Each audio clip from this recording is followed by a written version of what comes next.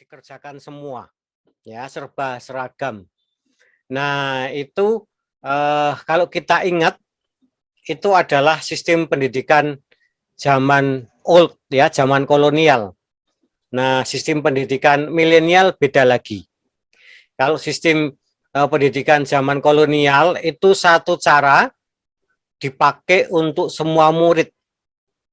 Jadi kalau gurunya mengajar pakai gini, semua murid harus ikut dan harus benar.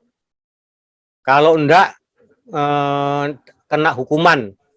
Ada yang kena tempeleng, ada yang kena cubit, ada yang kena jambak di rambutnya, atau paling tidak kena semprot, begitu ya.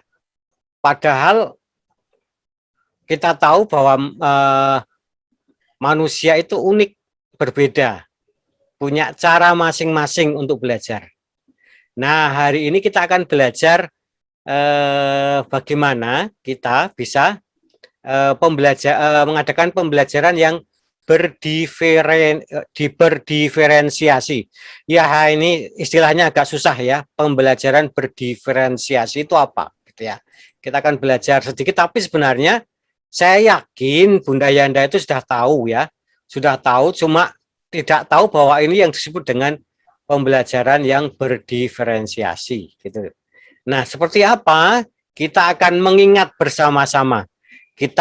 Saya tidak akan mengajari hal yang baru, tapi pasti bunda-bunda dan Yanda sudah tahu, oh itu toh yang disebut dengan pembelajaran berdiferensiasi. Saya sudah melakukannya kok, cuma tidak tahu bahwa itu yang disebut dengan pembelajaran berdiferensiasi. Nah, kalau sudah pernah tahu dan sudah pernah melakukannya, ya ayo kita lanjutkan. Itu sudah benar.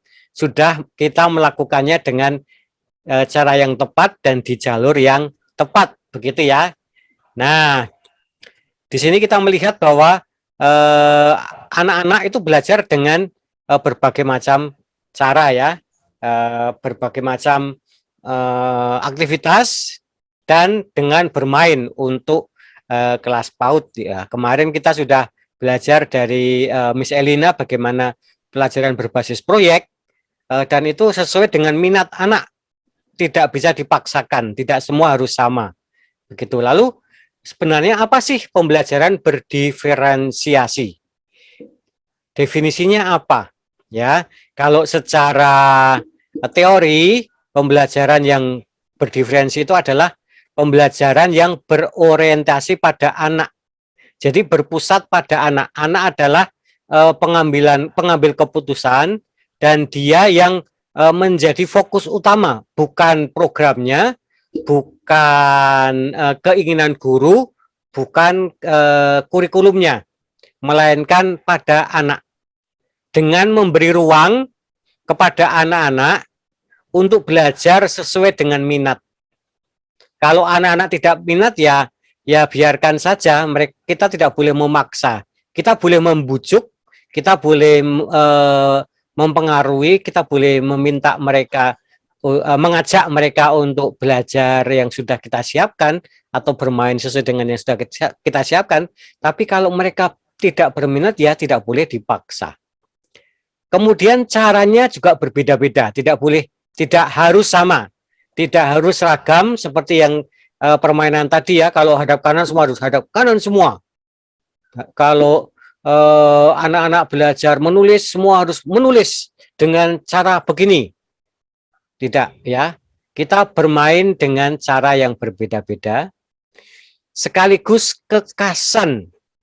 Ada ciri-ciri yang melekat pada anak itu yang tidak dimiliki oleh orang lain yang disebut dengan ciri khas, yang dimana ciri khas itu dipengaruhi oleh faktor keluarga dan sosial budaya.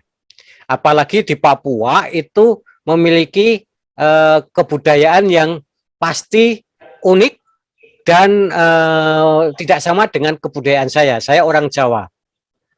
Tidak ada yang lebih baik, tidak ada yang lebih buruk. Masing-masing memiliki konteks dan masing-masing memiliki kebutuhannya masing-masing sesuai dengan masyarakatnya, begitu ya. Jadi kalau saya mengajar dengan konteks lokal budaya Jawa kepada orang-orang di Papua dan harus sama dengan saya, itu artinya saya sudah menyeragamkan, sudah bukan different lagi. Different itu berbeda, boleh berbeda, dan sama pun sebenarnya tidak dilarang, tidak diharamkan, hanya saja tidak boleh diwajibkan ya. Kalau mau sama boleh, karena setiap orang barangkali juga ada memiliki kesamaan ya, ada memiliki kesamaan dan memiliki minat yang sama, menggunakan cara yang sama, barangkali punya akar budaya yang sama, boleh menggunakan cara yang sama, tapi yang tidak boleh dilakukan adalah memaksa anak belajar dengan cara yang sama dan memaksa mereka untuk bermain dengan sesuatu yang tidak mereka minati. Itu yang kita hindari. Nah, mengapa kita perlu melakukan pembelajaran berdiferensi? Alasannya apa? Ada 4 alasan. Yang pertama, karena karakteristik dan tahap perkembangan anak itu berbeda. Anak-anak di setiap level, di setiap usia, itu punya ciri khas, kebutuhan, dan karakter yang berbeda. Anak usia 1-2 tahun pasti sangat berbeda dengan anak usia 3-4 tahun, dan berbeda lagi usia 5-6 tahun. Nah, kita perlu mengetahui psikologi perkembangan ini.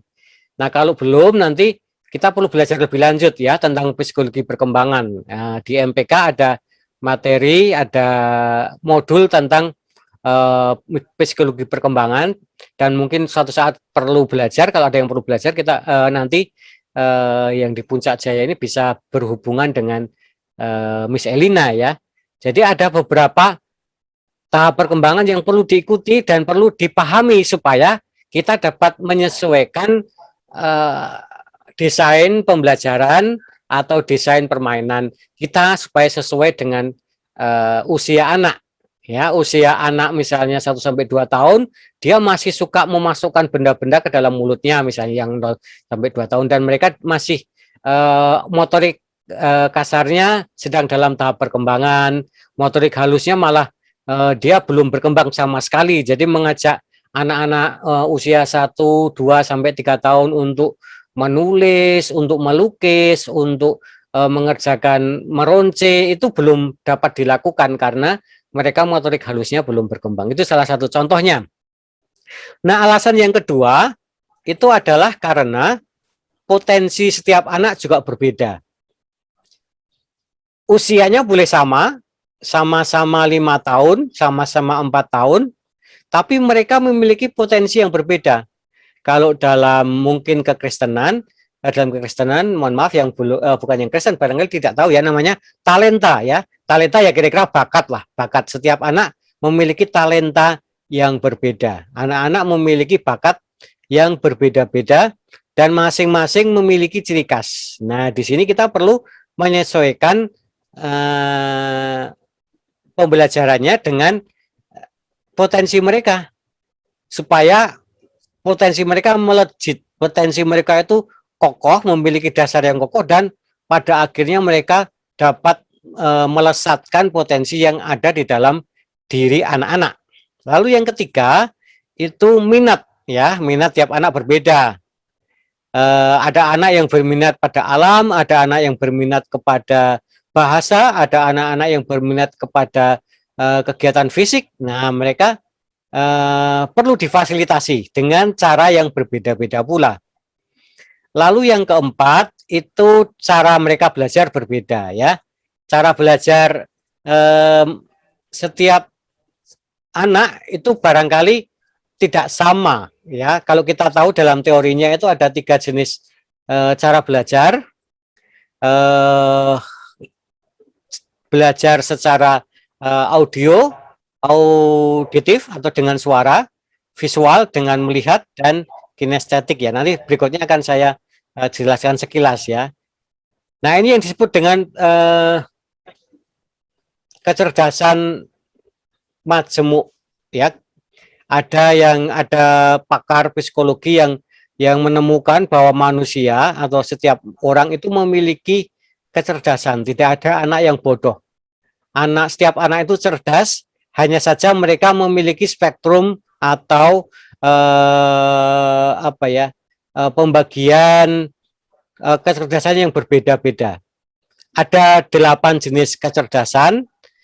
Cerdas secara sosial, kalau anak ini dengan temannya dia sangat ramah, kemudian punya banyak teman, nah itu cerdas sosial. Kemudian ada yang namanya kecerdasan alam, cerdas secara natural, suka dengan alam, dia kalau menanam pohon, merawat pohon itu pasti bagus.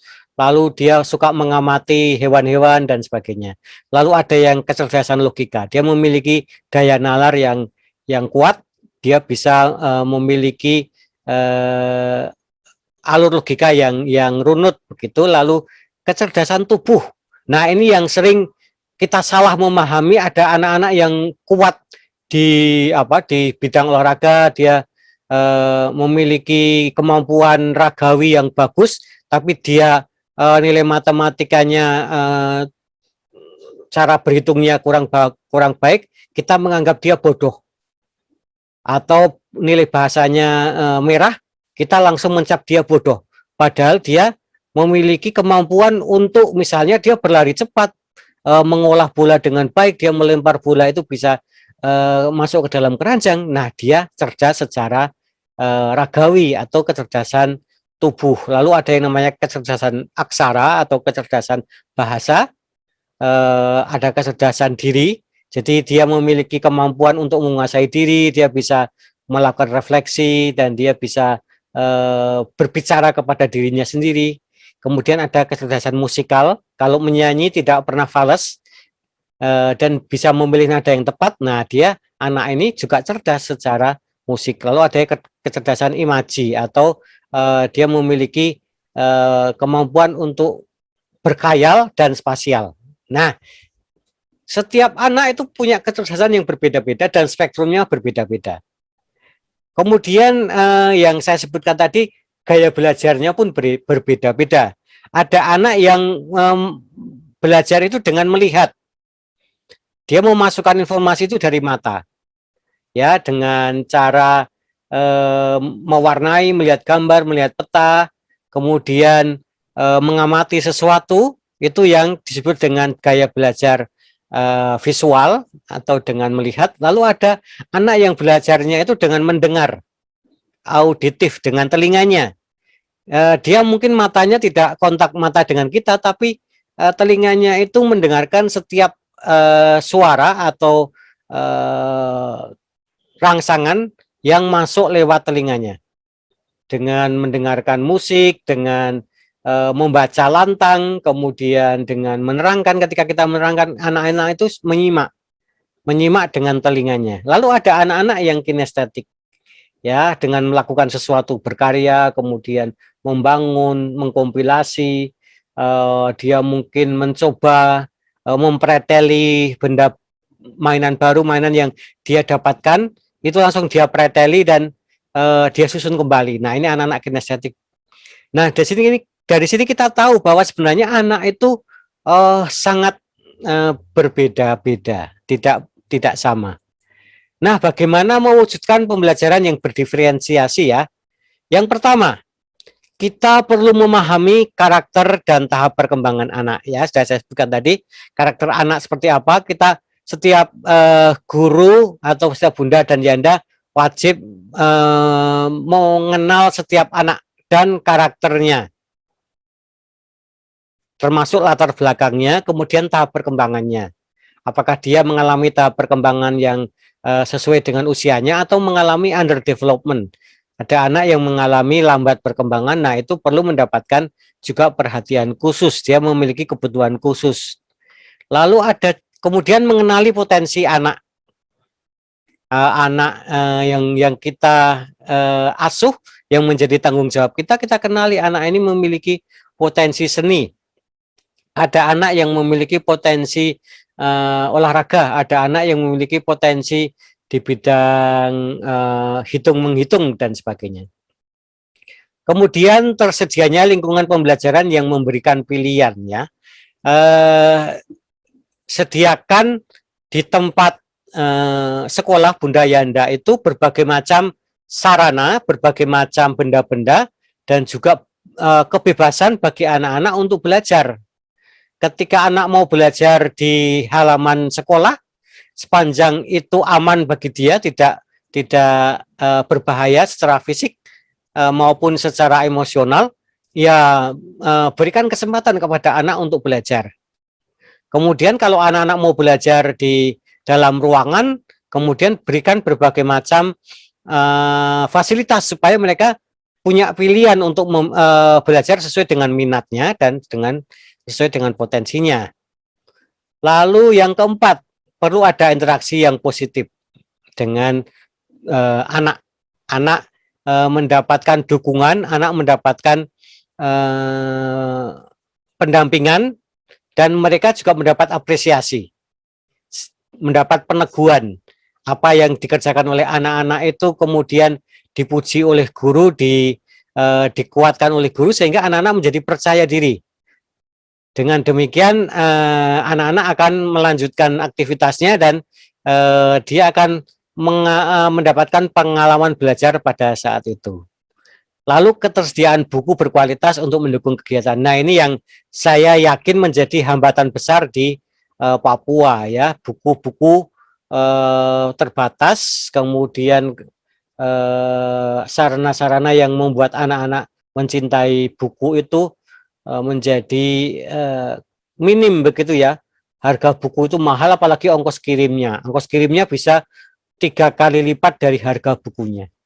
Nah, ini yang mungkin menjadi concern perhatian kita, dan ya mungkin kita carikan solusinya bersama-sama. Mungkin solusinya adalah dengan digital, ya, dengan buku secara digital. Tapi sebenarnya bagi anak-anak, buku bacaan yang digital, yang e-book itu kurang tepat, karena anak-anak tidak bisa memegang, anak-anak tidak bisa merasakan dengan inderanya.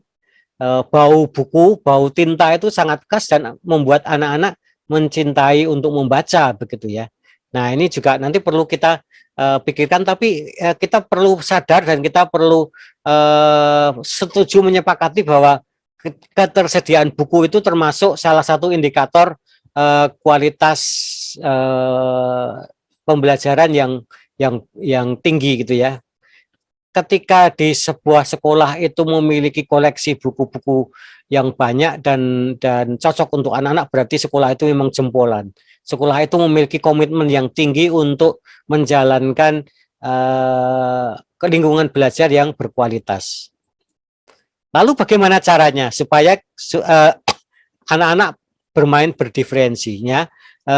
Mas Menteri Nadiem Makarim itu launching atau dia menggagas sebuah program yang namanya Merdeka Belajar. Merdeka Belajar, dan untuk PAUD itu bisa kita turunkan di dalam konsep merdeka bermain. Merdeka itu bebas, merdeka itu memiliki kedaulatan, merdeka itu artinya dapat menentukan keinginan sendiri. Demikian juga dalam merdeka bermain, itu anak-anak itu memiliki kedaulatan untuk menentukan jenis permainannya, dan juga anak-anak memiliki hak untuk menentukan jenis permainannya dan juga cara mereka belajar ya. Di sini anak-anak ketika mendapatkan kebebasan di dalam bermain, maka anak-anak akan merasa nyaman. Anak-anak merasa ini duniaku, ini adalah tempatku untuk bermain. Ketika anak-anak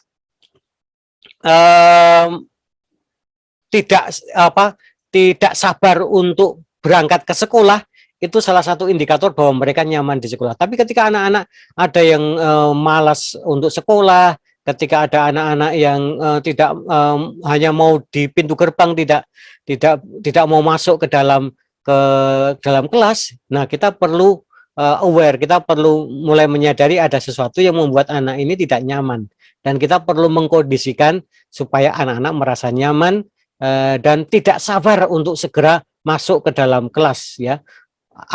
Barangkali mungkin orang tuanya disuruh pulang atau disuruh menunggu di luar pagar sekolah, dan dia langsung lari masuk ke dalam kelas. Itu artinya anak-anak nyaman, kemudian dia punya kebebasan untuk mencurahkan gagasannya sesuai dengan minat, kemudian bebas menggunakan material, sepanjang material, bukan material itu bukan seperti material bangunan ya, tapi material permainan ya, bahan-bahan permainan mereka bebas menggunakannya, lalu ada interaksi yang positif, baik itu sesama teman maupun dengan guru serta pendukung sekolah ya, termasuk penjaga sekolah barangkali, atau tukang kebun gitu juga perlu menjalin interaksi yang positif dengan anak-anak. Kemudian apa dan mengapa bermain? Karena bermain itu adalah kebutuhan setiap anak. Kebutuhan dasar setiap anak itu ya bermain ya. Tidak ada yang melebihi ya, selain kebutuhan makan, minum dan sebagainya, tapi dalam pembelajaran anak-anak itu butuh bermain. Itu merupakan hak dasar setiap anak. Kemudian alasan kedua, bermain adalah salah satu prinsip pembelajaran ya. Kita sudah tahu ya, jadi belajar di PAUD itu dengan cara bermain. Mereka ketika melakukan bermain sebenarnya mereka belajar. Jadi kalau ada orang tua, ini apa sih PAUD kok kegiatannya main melulu, kapan dia belajarnya? Ya ketika dia belajar, ketika dia bermain itu dia sedang belajar. Lalu yang ketiga, bermain adalah belajar ya, seperti yang saya sebutkan tadi, ketika mereka melakukan permainan itu sebenarnya kita sedang memberikan pelajaran ya. Pelajaran sedang berlangsung ketika anak-anak bermain. Ketika anak tidak bermain, justru mereka tidak belajar. Kemudian yang terakhir, atau yang keempat, itu bermain itu adalah hak anak. Itu sudah diatur di dalam Undang-Undang nomor 23 tentang perlindungan anak tahun 2002, pasal 11, anak itu punya hak untuk bermain. Jadi kalau ada orang dewasa yang memberangus atau merampas hak untuk bermain, anak-anak sedang bermain kemudian dirampas haknya, ya berarti dia melanggar undang-undang tentang perlindungan anak. Atau misalnya ketika orang dewasa atau mungkin orang-orang yang memiliki kemampuan untuk sebenarnya menyediakan arena bermain tapi tidak disediakan area bermain bagi anak-anak, sebenarnya anak-anak itu sedang direnggut haknya untuk bermain. Lalu bermain itu seperti apa sih ya? Ya kita udah tahu ya, bermain yang kita ajarkan atau kita terapkan pada anak-anak itu adalah yang mengembangkan berbagai aspek perkembangan. Kemudian bermain yang mengembangkan keterampilan inquiry ya, tidak sekedar bermain, tidak sekedar capek, tidak sekedar hebohnya saja, tapi ada misi atau ada tujuan supaya anak-anak itu memiliki keterampilan inquiry. Inquiry itu menemukan pengetahuan baru. Kita tidak menjejali pengetahuan atau ilmu baru kepada anak, melainkan kita merangsang atau memberi fasilitas kepada anak-anak untuk menemukan pengetahuan mereka sesuai dengan minat mereka tadi, sesuai dengan cara mereka belajar ya. Sehingga anak-anak itu bisa menemukan sendiri pengetahuan-pengetahuan baru. Itu yang disebut dengan keterampilan inquiry. Lalu mengembangkan imajinasi dan kreativitas. Dengan bermain mereka itu kreatif, menciptakan sesuatu yang baru, itu yang disebut dengan kreatif. Lalu berimajinasi, membayangkan kalau ini akan saya lakukan ini, kalau yang ini saya bikin begini akan menjadi apa ya. Nah, dia berimajinasi lalu menciptakan sesuatu yang baru. Lalu yang mengajar anak untuk bertanya. Ketika anak lebih banyak bertanya, kita perlu bersyukur. Kita perlu senang sekali. Berarti saya berhasil. Berarti Bunda Yanda itu berhasil. Kalau anak-anak tidak bertanya, berarti ada sesuatu yang salah. Kemudian apa saja jenis-jenis atau tipe bermain anak yang kita yang kita ajarkan pada anak. Yang pertama, bermain eksplorasi ya. Eksplorasi itu adalah penjelajahan. Bisa juga dengan ada berbagai macam alat bermain, kemudian anak-anak itu mencoba-coba. mencoba-coba. Kemudian kalau di Papua misalnya, kalau tidak ada alat permainan, pakai alam lingkungan, karena pasti di Papua itu alamnya sangat kaya, dan itu adalah kanvas kita, dan itu adalah papan tulis yang canggih untuk anak-anak belajar. Papan tulisnya anak-anak itu bukan di dinding tapi di alam, karena di sana mereka bisa menjelajahi berbagai macam pengetahuan dan juga mendapatkan berbagai macam ilmu. Misalnya mereka melihat, mengamati, kemudian merasakan, mereka mungkin bisa mencicipi buah ini rasanya masam, buah ini rasanya manis, buah ini rasanya sepat dan sebagainya. Kemudian dari situ anak-anak akhirnya bisa menarik kesimpulan, buah ini adalah buah yang bisa dimakan, begitu ya. Nah, itu jenis-jenis bermain yang pertama, yaitu bermain eksplorasi. Di sini anak-anak bisa bereksperimen ya. Misalnya kalau anak-anak yang masih kelas di bawah umur 3 tahun itu memasukkan jarinya ke dalam mulut. Ketika masih bayi ada anak memasukkan jarinya ke dalam mulut, dia sebenarnya sedang mengeksplorasi tubuhnya sendiri.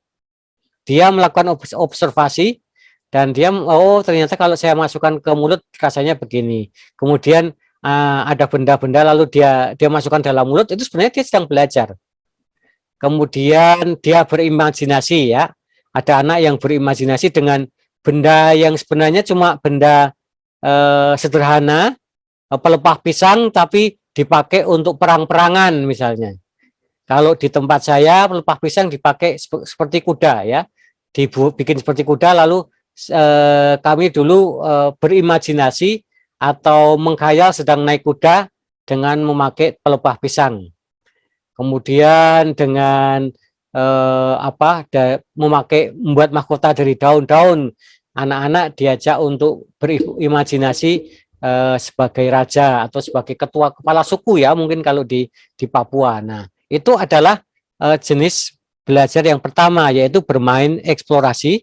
Dan dukungan yang dapat diberikan guru adalah melakukan percakapan yang rileks, yang santai, seperti kesukaan anak, kemudian menanyakan pengalamannya, bagaimana rasanya ketika kamu tadi mencicipi buah ini, mana yang paling kamu sukai, kemudian dibikin urutan, ini yang paling saya sukai, kemudian ini yang kedua, ini yang paling tidak kamu sukai di sebelah kanan, yang paling kamu sukai di sebelah kanan, yang paling tidak kamu sukai di sebelah kiri, coba diurutkan. Nah, di situ kemudian anak-anak membuat klasifikasi dan membuat pengurutan atau sortasi. Nah, dengan cara eksplorasi seperti ini, anak-anak akhirnya mendapatkan pengalaman belajar. Nah, pengalaman belajar ini tidak maksimal atau tidak optimal jika tidak didampingi oleh guru-guru. Kita membiarkan anak bermain tanpa pendampingan, tanpa memberikan rangsangan atau bimbingan, maka ya mereka belajarnya tidak optimal. Lalu yang kedua, bermain konstruksi. Bermain konstruksi itu adalah anak-anak membuat atau membangun sesuatu. Ya, tidak harus beli ya, tidak harus beli alat-alat balok. Mungkin kalau disebut disebut mereknya Lego begitu yang mahal, enggak harus seperti itu. Kita pakai saja kayu yang minta kayu kepada tukang kayu, potongan-potongan yang sisa-sisa, kemudian kita bersihkan, dan ujung-ujung yang tumpul ujung-ujung yang tajam kita tumpulkan. Nah, itu pun dapat kita pakai untuk cara supaya anak-anak menumpuk, kemudian mengurutkan, anak-anak membuat sesuatu dari benda-benda yang sudah kita siapkan. Kalau tidak ada kayu banyak sekali ya di Papua ya. Kalau tidak ada kayu bisa batu, bisa juga memakai benda-benda ranting-ranting yang atau semak ranting ya. Kemudian bahan-bahan dari semacam padi ya, batang padi gitu bisa kita pakai untuk bermain konstruksi. Tidak harus menggunakan balok yang membeli. Nah, dukungan guru yang dapat kita berikan adalah memberikan kesempatan pada anak untuk berbicara yang berkaitan dengan kegiatan yang sedang dia lakukan. Kamu sedang membangun apa? Kemudian anak-anak bercerita, ini nanti jadinya seperti apa? Kemudian kalau misalnya ini diletakkan di sini, kira-kira bisa tidak ya kita memberikan usulan, kalau bendamu itu bisa tidak kalau dibikin yang lebih tinggi lagi. Nah, kita berikan tantangan kepada anak-anak. Nah, kesempatan untuk berbicara ini adalah peluang atau momentum belajar bagi anak-anak untuk mendapatkan pengetahuan yang baru. Lalu bermain peran atau bermain pura-pura, ya. Anak-anak menjadi dokter, anak-anak menjadi tentara, anak-anak menjadi pedagang dan sebagainya. Bebas. Kita menyediakan propertinya. Kalau dokter ya kita sediakan stetoskop ya. Tidak harus beli, kita bisa bikin sendiri dari tali ya. Kemudian kalau anak kita belajar bermain peran sebagai sebagai polisi ya, kita sediakan peluit misalnya, kita sediakan topi. Nah, dengan bermain pura-pura itu anak-anak juga berimajinasi. Dia mengembangkan kemampuan untuk berbahasa juga karena di situ dia berbicara, berpura-pura menjadi sesuatu peran tertentu, dan dia juga memiliki kemampuan untuk berkhayal. Kemudian kemampuan untuk berkomunikasi atau berinteraksi dengan orang lain. Nah, itu kecerdasan sosial yang sedang dikembangkan. Nah, di sini guru dapat berperan dengan ikut bermain. Barangkali menjadi pasiennya boleh. Kalau main perannya sebagai pedagang, gurunya yang menjadi pembelinya. Kalau misalnya bermain peran sebagai pilot gitu, gurunya bisa berperan sebagai penumpang. Nah, dari situ kemudian guru dapat juga melakukan pendampingan, melakukan percakapan kepada anak-anak, kita bertanya, kita merangsang mereka, dan kita memberikan tantangan kepada mereka supaya mereka melakukannya begitu ya. Kemudian permainan atau games ya, di hampir di semua tempat, di semua wilayah itu memiliki tradisi permainan yang baik, yang dapat kita manfaatkan untuk bermain juga ya. Di sini guru turut serta melakukan percakapan dengan anak mengenai permainan yang sedang berlangsung atau apa yang akan dilakukan selanjutnya, dan juga bisa ikut bermain ya, ikut bermain bersama anak-anak ya. Kalau di Jawa itu namanya cublak-cublak suweng ya, cublak-cublak suweng. Barangkali kalau di Papua berbeda. Apa ya yang di Papua? Nah, itu yang perlu kita kembangkan ya, karena permainan tradisional atau games, atau tidak hanya tradisional, permainan sekarang pun itu adalah sarana belajar bagi anak-anak. Nah, kalau kita lihat di sini, ini ada gambar yang sedang hit sekarang ini. Ada gambar seperti ini, ada yang tahu enggak ini gambar apa? Ada yang tahu ini gambar apa? Ya, mungkin di Papua kurang ini ya, kurang hit ya. Ini kalau di Jawa orang-orang sedang suka dengan serial Netflix ini, namanya Squid Game. Squid Game itu serial di Korea, ada ratusan orang bermain games. Yang ingin saya sampaikan begini, yang menarik itu jenis-jenis permainan yang ada di dalam serial itu adalah permainan tradisional orang-orang Korea, anak-anak Korea. Jadi permainan tradisional anak-anak Korea itu lalu diangkat menjadi sebuah serial drama, serial yang akhirnya mendunia. Banyak orang yang menyukai. Nah, ini yang ini adalah salah satu permainan yang mirip peta umpet. Peta umpet, si boneka ini, tapi boneka ini bisa hidup, bisa bergerak begitu. Dia pura-pura memejamkan, bukan memejamkan mata, tapi membelakangi peserta. Dia bilang eh, kalau hijau, hijau, hijau begitu, peserta jalan ke depan. Tapi kalau merah, dia bilang merah, itu dia langsung berbalik dan orang-orang yang di belakang harus mematung, tidak boleh bergerak. Ya, kalau ada yang bergerak maka dia keluar dari permainan. Ya, kalau di Squid Game dia ditembak mati ya, ini terlalu brutal. Tapi aslinya kalau yang jadi ini adalah ada anak yang jadi, kemudian dia membelakangi anak-anak yang lain, dia bilang hijau, hijau, hijau. Nah, kalau dia bilang hijau, hijau, mereka teman-temannya yang lain tuh bergerak ke depan, kemudian dia berbalik, merah begitu, yang teman-temannya harus berhenti mematung. Kalau ada yang tetap berjalan, nah dia kalah, dia kena, lalu dia yang menjadi penjaganya atau yang menjadi menggantikan peran yang di depan ini begitu ya. Nah, ini salah satu jenis permainan tradisional, ya bisa mengajarkan tentang konsentrasi bisa, kemudian kemampuan untuk mengontrol diri juga bisa, kemampuan untuk apa ya, berkoordinasi, mengkoordinasikan antara mata, telinga dan kakinya supaya ketika merah dia berhenti begitu. Nah, itu adalah permainan yang diangkat menjadi serial tradisional. Nah, kita juga dapat melakukan permainan-permainan di sekitar kita. Ayo kita pakai untuk pembelajaran yang berdiferensiasi ini. Nah, lalu saya kemudian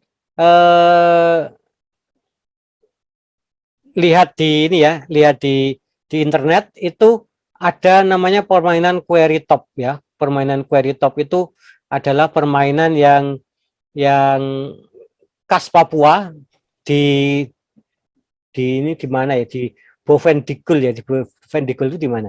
Itu dengan ada alat semacam, kalau di tempat kami itu namanya gelang, karet gelang yang dibentuk benda-benda tertentu dan temannya yang lain menebak ini bentuk benda apa begitu ya. Namanya query top.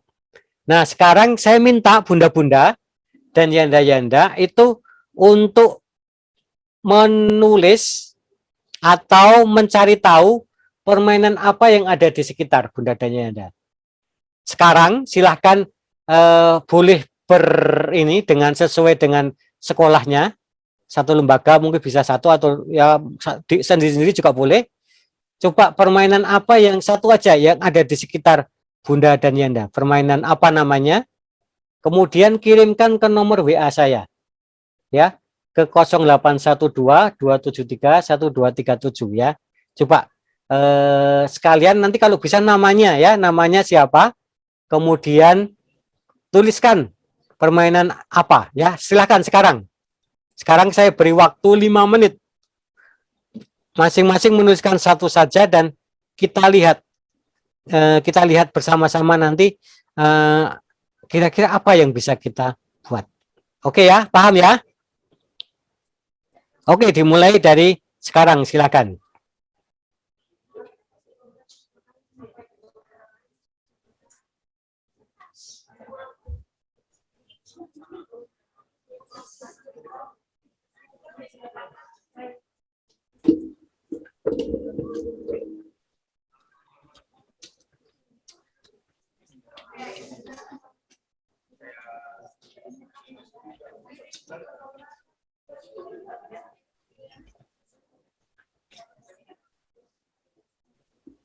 Oke, yang sudah silakan dikirim ke WA, akan saya tampilkan di sini, akan saya tampilkan di screen ya. Atau kalau ada yang mau langsung ngomong boleh.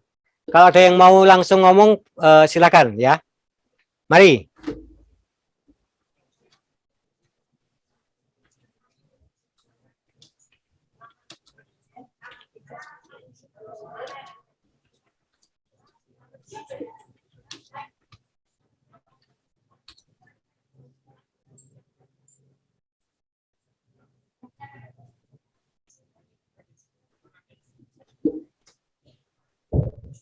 Oke, sebutkan nama. Nama saya Ibu Trinaya dari TK Harapan Mulia Puncak Jaya. TK Harapan. Ya. Ya, silakan. Oh, Bunda bisa nggak? Halo, halo. Bisa nggak maju ke depan? Saya nggak bisa lihat wajahnya ini. Yang depan kamera dong. Maju ya, saya pengen tahu. Terus maju ya, maju ke depan sini. Terus supaya ya saya pengen lihat. Terus maju ke depan meja itu loh. Terus. Depan laptop atau apa? Pakai laptop atau apa itu?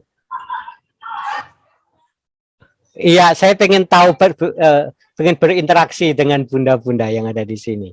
Ya, oke. Bapak, Ya.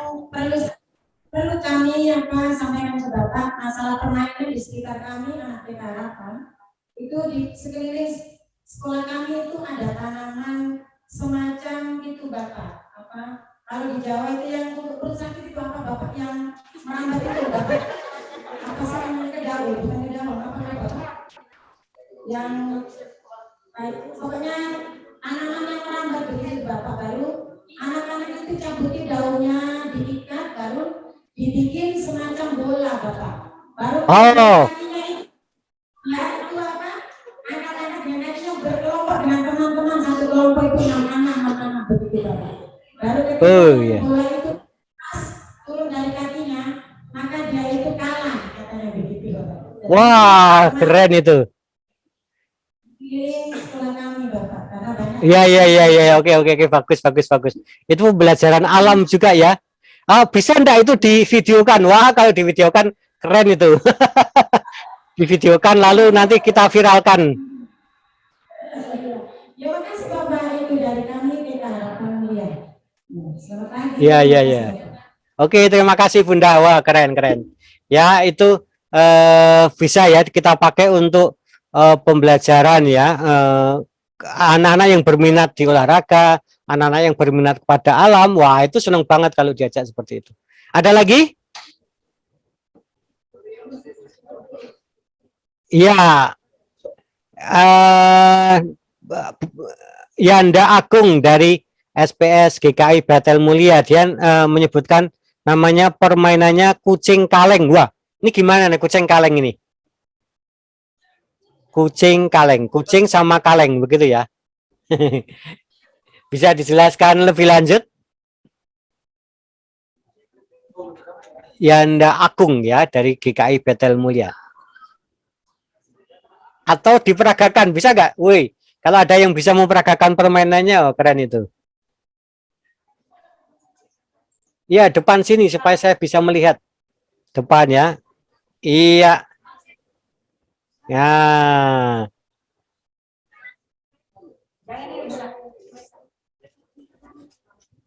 Ya, saya kan melihat yang ganteng-ganteng yang ada di sini. Shalom Bapak, itu kucing kaleng sebenarnya permainnya kayak ada satu yang menjadi yang istilahnya kayak menjaga kaleng begitu.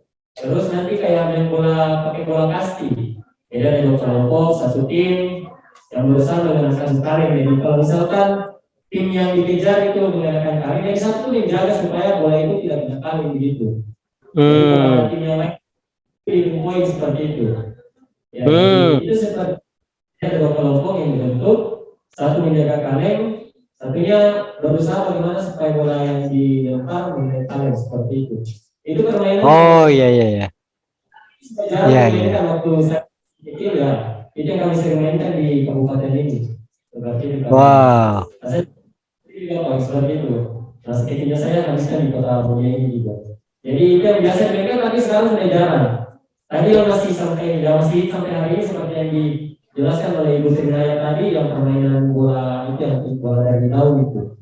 Tapi kalau yang permainan sebenarnya banyak Bapak, seperti permainan tali masuk, itu permainan kelompok saya dengar di kabupaten ini, tapi sudah jarang karena salah satunya lahan juga yang anak-anak dan juga banyak ya kesibukan anak-anak sekarang yang kurang waktu bermainnya seperti itu.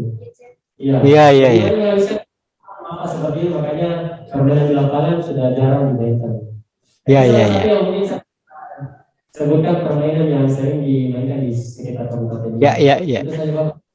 Oke, terima kasih Pak Agung ya. Wah, ini permainan dua tim ya, jadi berkompetisi. Wah, nanti kalau misalnya diadakan turnamen kucing kaleng sekabupaten, wah pasti seru itu. Nanti kalau pandeminya sudah berakhir, diadakan turnamen permainan kucing kaleng cup.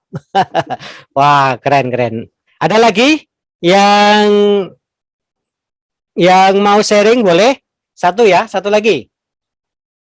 Atau yang kirim WA, masa cuma satu aja yang kirim WA? Atau mungkin belum sempat di save ya? Karena apa? Karena nanti yang WA saya akan saya mintakan alamat, lalu saya akan berikan giveaway. Saya berikan hadiah ya.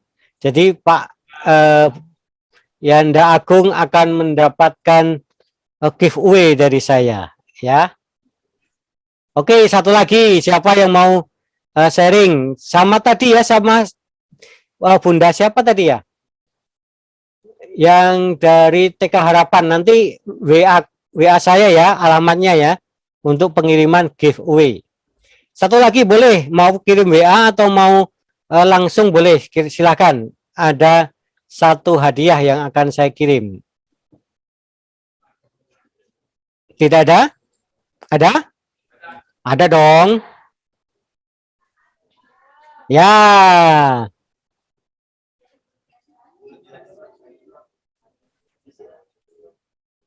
Oke Bapak, terima kasih. Saya perkenalkan nama terlebih dahulu. Nama saya Ediansi Randa Bunga dari TK YPTK Anggrek Mulia. Ya, Bapak, permainan yang biasa kami lihat itu biasanya dibuat garis seperti kotak-kotak seempat, dan itu anak-anak pakai batu yang tinggi, kemudian dilempar, kemudian mundur pakai kaki. Namanya gigi-gigi. Apa namanya? Permainan gigi-gigi. Oh ya ya. Jadi dibuat kotak-kotak, jadi ada 4 kotak begitu. Kemudian nanti ada batu bentuknya pipi, kemudian dilempar, disuruh pakai kaki. Oh. Iya iya ya. Oke, keren keren keren. Ya, jangan lupa nanti SMS alamatnya ke saya ya. Akan ada giveaway dari saya ya. Tolong dicatat alamat ini HP saya dicatat. Ini HP saya, lalu nanti tiga orang tadi akan saya kirimi giveaway cantik dari Klaten ya. Baik, selanjutnya. Nah, bermain seperti apa yang menstipulasi aspek perkembangan anak. Jadi bermainnya seperti apa? Yang pertama, aspek nilai dan agama dan moral itu kita bisa membiasakan anak-anak berdoa sebelum dan sesudah kegiatan. Ya, dengan ya ini pasti kalau di TK-TK pasti dimulai dengan berdoa, kemudian membiasakan berperilaku baik dan santun, kemudian membiasakan berbicara santun ya, misalnya kalau mau bertanya itu minta izin dulu, kemudian tidak menyela atau memotong pembicaraan orang lain, kemudian mau mendengarkan, tidak mudah marah dan sebagainya, lalu menyampaikan terima kasih kalau minta sesuatu itu biasakan mengucapkan tolong begitu ya, tolong apa kalau memerintah atau meminta bantuan dengan mengatakan tolong, lalu memberi salam ya, salam selamat pagi, selamat siang, selamat sore dan sebagainya. Itu adalah aspek perkembangan untuk nilai agama dan moral yang bisa kita biasakan kepada anak-anak. Kemudian untuk aspek fisik dan motorik itu dengan bergerak seperti senam, merangkak, berlari, melompat, kemudian berkreasi dengan jari dan tangan. Dan anak-anak Papua pasti jago di bidang fisik dan motorik karena mereka terbiasa dengan alam dan itu kekuatan di sana. Jadi ya teruskan aja yang sudah yang sudah ada selama ini. Kalau orang-orang di kota di Jawa itu karena kekurangan lahan itu anak-anak sekarang semakin kesulitan untuk bergerak secara fisik karena bangunannya sudah padat, tidak punya tanah yang lapang untuk bermain, mereka bermainnya di jalan dan jalan itu berbahaya, ya akhirnya mereka cuma hanya bisa di lingkungan rumahnya dan mereka tidak bisa mengembangkan aspek motorik kasarnya. Nah, sekarang karena di Papua itu memiliki lahan yang luas, ya itu adalah peluang yang baik untuk mengembangkan fisik dan motorik. Lalu bahasa, ya, dengan mengenalkan anak dengan huruf, dengan kata. Guru itu jangan pelit ngomong dan juga harus memiliki kosakata yang banyak. Jangan mengulang yang itu saja, tapi gunakan kata-kata yang berbeda. Namanya diksi, ya. Diksi itu menggunakan kata-kata yang berbeda-beda untuk maksud yang sama. Kemudian ajak anak-anak untuk bercerita, lakukan komunikasi timbal balik. Komunikasi timbal balik itu artinya jangan hanya guru saja yang ngomong, tapi juga mau menyimak, mau mendengarkan, mau mendapatkan masukan dari anak-anak. Dan mendengarkannya itu dengan konsentrasi dan dengan minat, dengan melakukan kontak mata, menatap wajah anak-anak, kemudian dengan ekspresi, memberikan respon yang tepat. Kalau anak-anak sedang sedih, ya kita memberikan ekspresi, jangan ketawa gitu, jangan mentertawakan, tapi dengan ikut memberikan iba, perasaan iba. Kalau anak-anak menceritakan yang lucu, ya jangan pelit untuk ketawa begitu, ya. Kita memberikan respon yang tepat bagi anak-anak, lalu minta atau rangsang anak, pancing anak untuk menyampaikan idenya, kemudian melakukan tanya jawab. Nah, itu yang dapat kita kembangkan di dalam permainan-permainan yang kita kerjakan, ya. Anak-anak kita ajak mengobrol, kemudian berdiskusi, kita pancing mereka untuk mengungkapkan sesuatu, lalu kita juga menerangkan, menjelaskan. Ketika memiliki kesempatan untuk menjelaskan, memberi pengetahuan baru, ya kita menggunakan kata-kata yang benar, kata-kata yang baik, kata-kata yang positif dan yang konstruktif. Lalu aspek kognitif. Kognitif itu adalah pengetahuan atau wawasan. Nah, dalam aspek pengetahuan atau wawasan itu, kita memberi kesempatan kepada anak untuk mengamati bahan-bahan permainan, alat-alatnya, objek-objek yang kita gunakan. Biarkan mereka mengamati itu tidak hanya dengan mata, tapi dengan panca indera.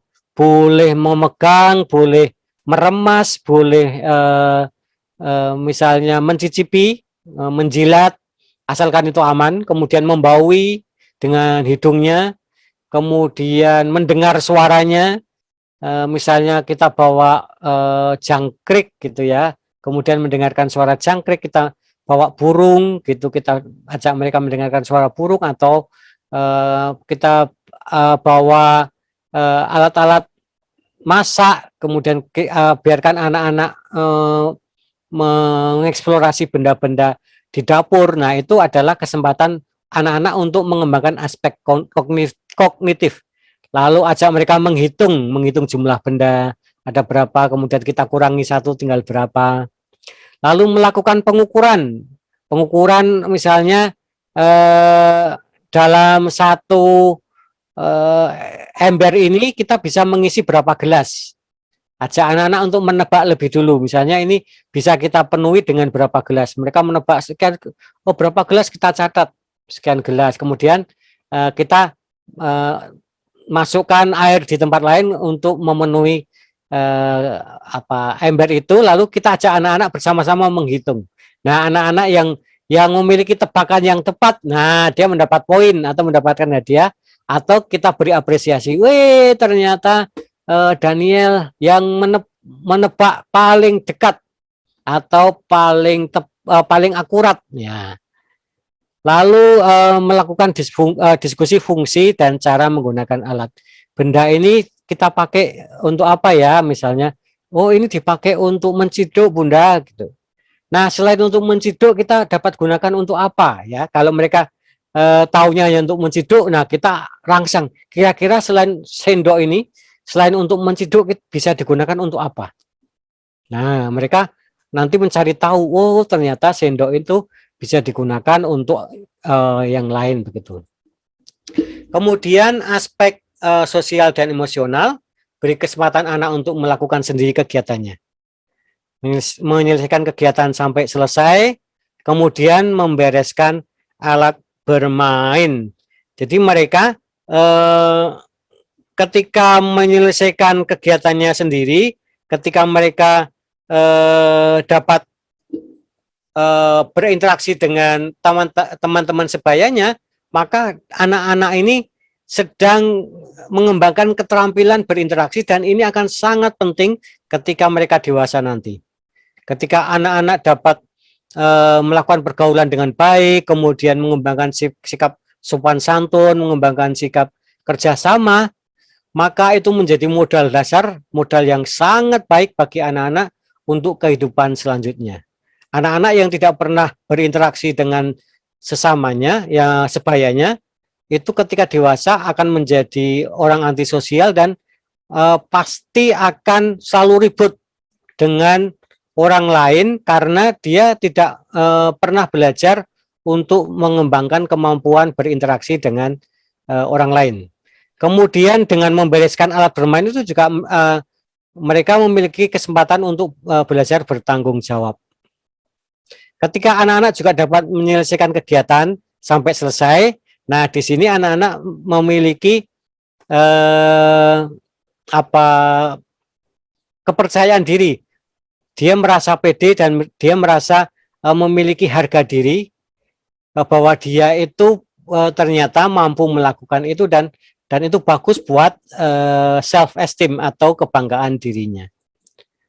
Nah, dukungan apa yang dapat diberikan guru kepada anak-anak? Yang pertama, untuk aspek nilai moral dan agama, itu guru itu menjadi teladan bagi anak ya. Kita menghendaki anak-anak supaya mencintai Alkitab, ya gurunya juga harus mencintai Alkitab lebih dulu. Kalau yang mungkin yang kita ingin anak-anak suka berdoa, ya gurunya ya lebih suka berdoa lebih dulu begitu, sehingga menjadi teladan bagi anak-anak. Lalu aspek kognitif, guru dapat melakukan pembelajaran untuk memberikan rangsangan kognitif. Tentu saja guru harus tahu lebih dulu apa yang harus diajarkan kepada anak-anak. Kalau guru tidak paham konsep pengetahuannya yang akan diajarkan kepada anak-anak, ya gurunya nanti tidak dapat mendesain dan juga tidak dapat mendampingi anak-anak dengan baik gitu ya.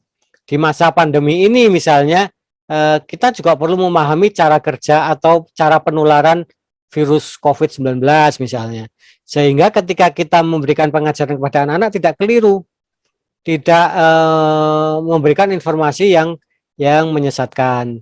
Misalnya tentang cara belajar alam, tentang proses terjadinya hujan, ya guru perlu lebih dahulu tahu tentang proses terjadinya hujan ya. Nah, bukan berarti kita harus mengajarkan secara verbal, tapi kita akhirnya bisa tahu bahwa anak-anak nanti akan bisa tahu kita bisa tahu metode yang dapat kita pakai supaya anak-anak akhirnya bisa mencari tahu pengetahuan baru itu. Kalau kita sudah punya informasi dasar yang tepat. Lalu aspek fisik dan motorik itu guru dapat mengerti kebutuhan dan memberikan kesempatan dan dukungan pada anak untuk bergerak dan melatih motoriknya, membiasakan hidup sehat. Makanya di sekolah PAUD kan biasanya ada ayunan, kemudian ada dipakai untuk bergelantungan, ada jungkat-jungkit, ada bola ada perosotan, itu sebenarnya kan alat-alat untuk mengembangkan aspek fisik dan motorik. Itu motorik kasarnya. Lalu motorik halusnya ya misalnya dengan meronce, kemudian dengan mewarnai, kemudian dengan mengikuti garis, itu adalah salah satu cara yang dapat digunakan oleh guru untuk mengembangkan aspek fisik dan motorik. Kemudian aspek bahasa itu menguasai teknik berkomunikasi yang tepat tadi ya. Tidak hanya ngomong tapi juga mau mendengarkan. Itu juga penting. Karena ketika anak-anak itu ada merasa bahwa dia diperhatikan, maka dia akan bersemangat untuk bercerita lebih banyak lagi. Beda lagi kalau gurunya mengabaikan atau gurunya pura-pura mendengarkan, dia ya kamu cerita aja, lalu tapi mata guru itu melihat di tempat lain, tidak menyimak. Anak-anak itu tahu bahwa sebenarnya guru itu tidak minat dengan ucapannya ya. Jangan jangan sangka bahwa anak itu tidak mengetahui bahwa kita itu tidak berminat. Dari bahasa tubuh itu anak-anak dapat membaca bahwa sebenarnya guru Bunda Yanda itu tidak minat ketika dia sedang bercerita, misalnya dengan tidak melakukan kontak mata, tidak memberikan ekspresi tanggapan, tidak memberikan ucapan oh ya, wow, keren, misalnya seperti itu. Kalau tidak melakukan respon seperti itu ya anak-anak tidak akan banyak mau bercerita. Kemudian aspek sosial emosional itu dengan memahami tahap perkembangan sosial dan emosionalnya. Kemudian juga menjadi contoh berperilaku yang prososial bagi anak-anak.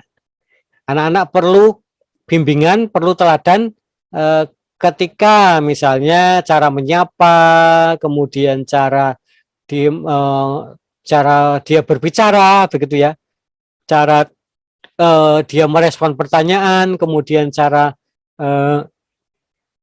sang guru misalnya merespon kalau ada anak yang marah, begitu, itu sebenarnya diamati dan ditiru oleh anak-anak. Sehingga meskipun kita sedang tidak mengajak anak-anak untuk proses belajar mengajar, tapi ketika melihat gurunya berperilaku seperti apa, itu sebenarnya anak-anak belajar dengan mengamati dan meniru perilaku orang dewasa. Lalu dukungan guru juga dapat dalam bentuk memberikan pertanyaan terbuka ketika anak-anak bermain ya. Sudah disampaikan pada hari sebelumnya Miss Elina di dalam pembelajaran berbasis proyek itu pertanyaan itu adalah alat yang ampuh untuk mengajar di dalam konsep pembelajaran kita. Bertanya, mengajukan pertanyaan terbuka kepada anak-anak atau yang disebut dengan pertanyaan esensial, itu adalah alat yang paling ampuh untuk mengajar. Lucu ya, kalau zaman dulu kita mendapatkan pengajaran dari guru kita dijejali, didikte, kemudian disuruh hafalan dan sebagainya, diberikan hafalan. Tapi kalau pembelajaran zaman now itu adalah dengan memberikan pertanyaan. Dengan memberikan pertanyaan itu sebenarnya kita sedang mengajar. Nah, pertanyaan yang kita ajukan itu hindari pertanyaan yang tertutup. Pertanyaan yang tertutup itu adalah pertanyaan ya atau tidak, yang hanya memberikan jawaban ya atau tidak, sudah atau belum. Jadi pertanyaan positif atau negatif. Apakah anak-anak sudah makan hari ini? Sudah. Sudah Bunda? Belum Bunda? Udah selesai sampai di situ. Tapi kalau kita ya sebagai pembuka, kemudian kita bisa melanjutkannya dengan pertanyaan terbuka. Apa yang kamu makan hari ini? Tanya pada salah satu anak. Atau yang belum, mengapa kamu belum sarapan? Kita bisa menanyakan lebih lanjut. Nah, pertanyaan terbuka boleh dilakukan, pertanyaan tertutup boleh diajukan, asalkan itu menjadi pembuka awal dan diikuti oleh pertanyaan terbuka berikutnya. Contohnya ini ya, pembelajaran yang berdiferensiasi, pendampingan oleh guru. Misalnya ini sang anak sedang belajar menggunakan pipa dari kertas, yang ini dari kertas ya. Kemudian sang guru bertanya, benda apa saja yang mudah menggelinding dalam pipa besar itu ya. Itu adalah pertanyaan terbuka. Anak-anak kemudian berpikir, kira-kira apa yang bisa menggelinding dalam benda itu, dalam pipa itu. Bisa juga dengan diikuti syarat apa saja yang bisa supaya benda itu masuk ke dalam pipa itu ya. Lalu pertanyaan berikutnya, apa saja yang sudah kamu coba untuk memastikan bahwa terowonganmu itu tidak roboh ya. Kalau seperti yang ada di gambar itu terowongannya bisa berguling. Bisa berguling. Nah, kita ajak anak-anak berpikir bagaimana supaya terowongannya itu tidak terguling, tidak menjadi roboh. Lalu anak-anak boleh mencoba apa yang dia pikirkan supaya terowongannya itu tidak roboh. Kita tidak kalau seperti itu pasti terowongannya akan roboh. Sebaiknya kamu ikat lebih dulu. Nah, itu kalau sampai di situ sudah selesai pembelajarannya, karena anak-anak tidak mendapatkan pengetahuan baru. Dia hanya sekadar bermain, sekadar capek saja, tapi tidak mendapatkan kesempatan untuk belajar sesuatu yang baru. Apapun permainannya itu bunda-bunda sebenarnya bisa memakai kesempatan itu untuk belajar, untuk memberi pengajaran kepada anak-anak yang disebut dengan momen belajar, momentum atau kesempatan untuk belajar bagi anak-anak, yaitu dengan cara mengajukan pertanyaan-pertanyaan terbuka tadi. Nah, ini yang terakhir contohnya ini seperti ini, anak-anak menyusun balok-balok seperti ini, kemudian sang guru bertanya, apa yang terjadi jika ada truk melewati jalan buatanmu itu? Anak-anak diminta untuk berimajinasi. Kalau ada truk lewat di sini, kira-kira apa yang terjadi?